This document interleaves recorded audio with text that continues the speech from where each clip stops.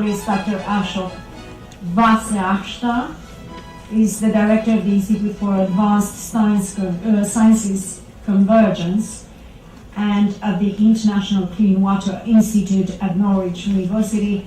He serves in the Bureau of Arms Control, Verification and Compliance, Office of Verification and Transparency Technologies at the U.S. Department of State. He's an expert on security and counterterrorism, and Ashok is also a member of our Global Bioethics Initiative board. Thank you.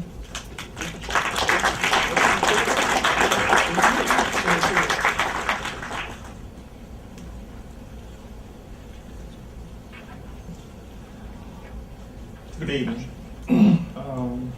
I want to congratulate Dr. Annalena and Dr. Dubravka for organizing this meeting. Very important topic, and glad to be with all of you on this Valentine's Day, or it feels that way being out of Washington, D.C. East. Let me first give a brief disclaimer that my presentation is essentially based on my research. Some of the information which I have obtained from the unclassified sources. So nothing which is presented here is of a classified nature. There is satellite imagery which is also unclassified, and there are some images which may perhaps seem slightly graphic. I typically don't read out of the script, so there are lots of pictures to confine to the 15 or 17 minute slot which has been assigned to me.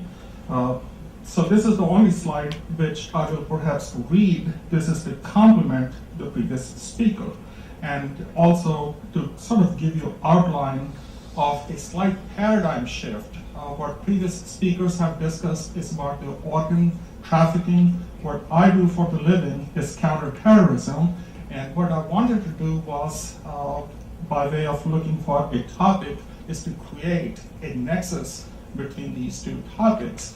As it is, organ trafficking, sex trafficking itself is bad enough, so is terrorism. So a combination thereof perhaps obviously is much more, I guess, terrible, but nonetheless, being a counterterrorism expert, I wanted to create a linkage between these two topics. So I'm going to very briefly discuss about organ trafficking, human trafficking for sex, organ slavery, and obviously, as you know, that this is a violation of basic fundamental human rights. And I'm going to also give you some of the modes and dimensions which terrorists use, what links them, how can we mitigate. We use different types of science and technology models, some of the instruments for monitoring the terrorism. And what I would like to actually propose is to perhaps use these instruments for the sex and organ trafficking so that one can mitigate. And then I get asked a question about the ethical issues of using science and technology to mitigate, especially terrorism. And my response typically is, are you kidding me? I'm going to use any indefinite means available to me to counter those. So I'm going to very briefly take through perhaps maybe a slide or so to take through some of the ethical issues of using science and technology to mitigate these types of threat. As previous speakers had mentioned, organ trafficking is defined as removal of inner organs, heart, liver, kidneys of a human by using threat, force, coercion, deception or fraud for the explicit purpose of profiting from their trade. So is human trafficking, which is defined as when one party deprives another party of the freedom of choice by threat, force, coercion, deception or fraud for the purpose of exploitation, usually for sex, slavery, or for unfair trades, again, for profiting from these types of activities.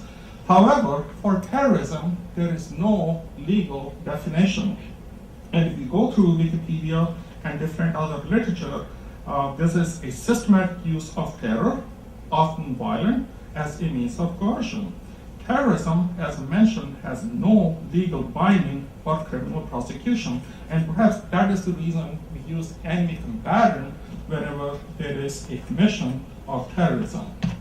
So, in the following slide, what I have provided to you is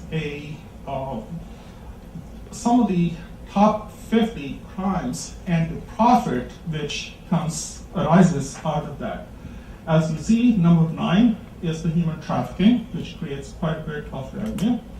Number 18 is human smuggling, that creates quite a bit of revenue. Going into the next slide is, let's see, I have the colors on my slide. Number 44 is organ trafficking, and number 47 is human tissues and parts. And of course, as I mentioned, the kidneys, the liver, heart, etc., these are the organs. And if you're wondering what these other parts are, that includes eyes, limbs, and reproductive parts. And as I mentioned, all this information is on the unclassified side. Going into the next slide. As I mentioned, that the organ trafficking, human smuggling, and trafficking, all of them violate fundamental human rights and ethics, and it is unfortunate that the issue stays under the radar because as much respect as we have for the medical and scientific profession, there are some very highly educated people, those who actually are involved in these types of activities, and obviously, as you could see from the chart, that because there is a lot of demand for it and there are so many organs, etc. So obviously there are lots of people, those who tend to make a lot of profit, and as you could also see from the little cartoon, that people, those who are involved, obviously have very high technological skills, and that's the reason the topic pretty much stays under the radar.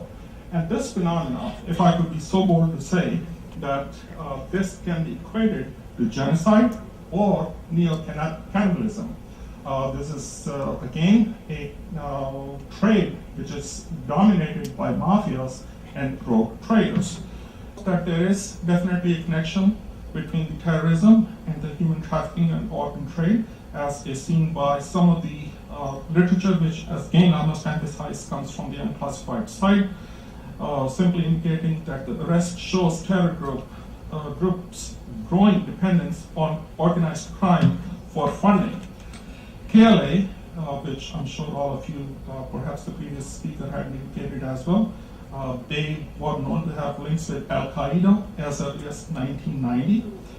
Had trafficker finance in jihad. They fund their activities in Palestine. And there are lots of names, Al-Khalid, Al-Ahmad, from different families. They have known to make lots of financial gains by trading kidneys literally in open bazaar.